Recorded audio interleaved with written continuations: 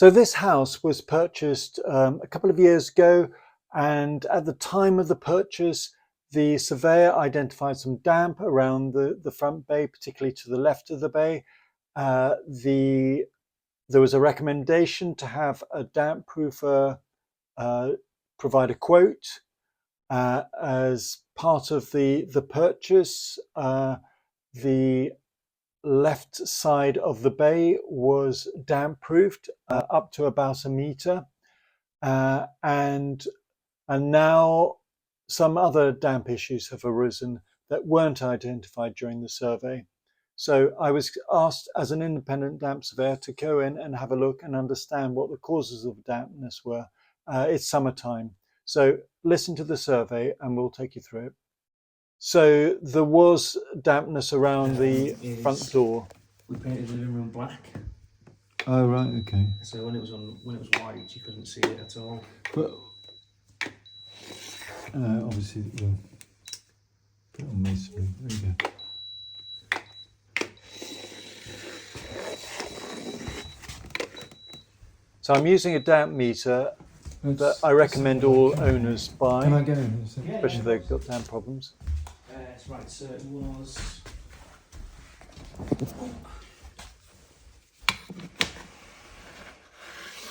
this section that they redid this corner. So this is the area that was damp. So it was like an oil slick which appeared here, and they did up to about there.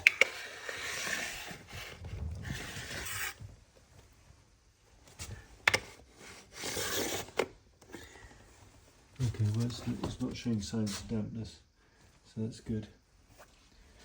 But what I will say is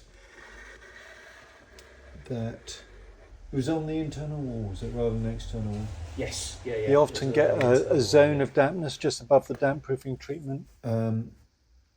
It probably will reappear unless you deal with the root cause. Yes, which I think is going to be internal.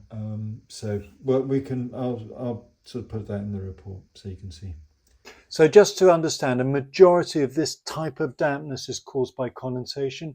There's no penetrating damp, otherwise you'd expect to see a brown stain. When you test the wall, it's not got a damp reading at all. Well, you get a lot of heat loss, particularly near radiators, because when the radiators are not in use, they're drawing heat out, or they're moving heat from here to the subfloor void, which is obviously colder because you got the cold air flowing through it. So you get a zone of heat loss just in the area there. Plus, it's in the corner, so that's why you get it there. But yeah, there's condensation. Okay. Smell of mould in here. If you've got mould, It's only you've got a vapor minor problem. at this time if you have that in there. Oh, you can see mould there to a degree. But I wouldn't worry about it.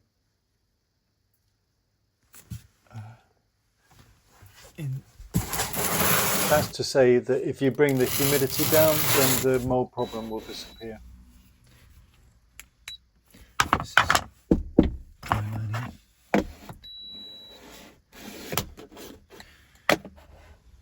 The reason why you get dampness in that type of void is when you open the door, vapor will come in and it's cold, unheated. Now I measured up and I found that the worst of the damp was around the gas meter and slightly to the side of it. Okay. Rainwater, and obviously because it's wet, you've got a little bit of moss or algal growth in there. But that, and then obviously you've got the crack here, and this is actually quite good because it's acting as a sacrificial surface. But you've got a horizontal crack there, and that's a vertical crack. You don't get so much water in vertical cracks because the water's obviously running down. Okay, yeah.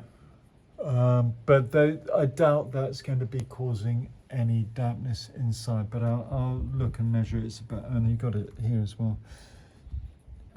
It's inevitable with render that you get some cracking over time. But I wouldn't say it's too bad. But what you're getting here is you're getting heat loss. You're getting a zone of heat loss. That shouldn't go all the way through. Right. But the whole thing has got a mass of metal on the outside. Just to be clear, heat loss exacerbates the problem.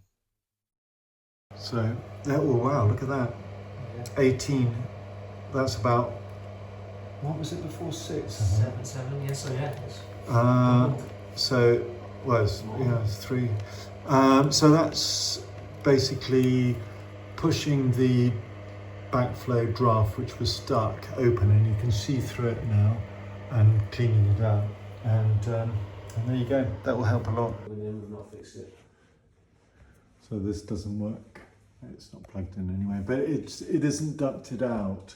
So you would need to have ducting out. There's no point having a recycling fan. You want to have ducting going out so that the air is blown out of the. Okay. So the vapor from cooking. So that wouldn't actually do anything. If It wouldn't do anything. It would around the room. It's it looks good, but it's not doing anything. No. Okay.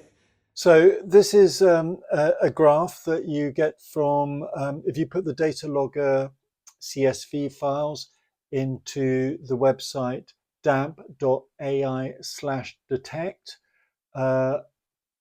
As you know, we're both lovers of AI, and this was made with Anthropic, Claude, Sonus, or Sonnet, I think it's called. Anyway, during the period of the survey, the blue line, the thick blue line, which is your dew point, isn't above the pink line. So during your survey, the period of the survey, you were well below the risk line. However, that's just over a short period. During winter, or when you leave the property vacant, you may well find the temperature goes down below, the external temperature goes down below the internal dew point, and then you have a risk of condensation and mold. So it's a very simple solution. Improve the ventilation, which I already did for the bathroom, but think about the kitchen extractor fan. Use a dehumidifier if ever drying clothes internally, or use a tumble dryer, or obviously dry it outside if you can do. And keep the internal vapor below the dew point at all times, and then you won't have an ongoing risk. So although the mass of metal is increasing the risk of condensation, it's the vapor that causes the condensation. It was same with the wall where you had damp proofing treatment. The reason you get heat loss there is because you've got the corner of the wall, and that's the area most vulnerable to condensation. And I suspect people were drying clothes internally in the front room, which is obviously provides the vapor. But as I say, follow Dew's law. Always keep the internal vapor below the outside temperature as measured by dew point, and you won't have any problems going forward. With the crack in the render, keep an eye on it, but at the moment I'm not seeing any brown staining. When you have penetrating damp, or rainwater penetrating damp, as some people call it, you will get a brown stain on the inside, and I'm not seeing that. So that's telling me it's unlikely to be coming through. But keep an eye on those cracks. Perhaps take some photos and make sure they don't open and close. It's probable that the crack isn't going the whole way through, but once it does, you'll recognize it. You'll soon know it. It's quite different to what you're seeing. What you're seeing is calcium sulfate salts that are predominantly caused by condensation.